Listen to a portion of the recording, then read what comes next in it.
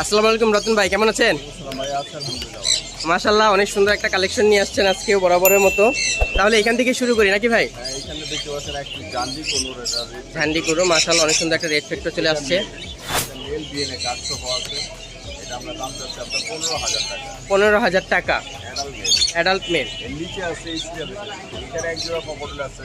মাশাআল্লাহ, white পেস্টা female. পেয়ারটা কত চাচ্ছেন? 6,000 টাকা।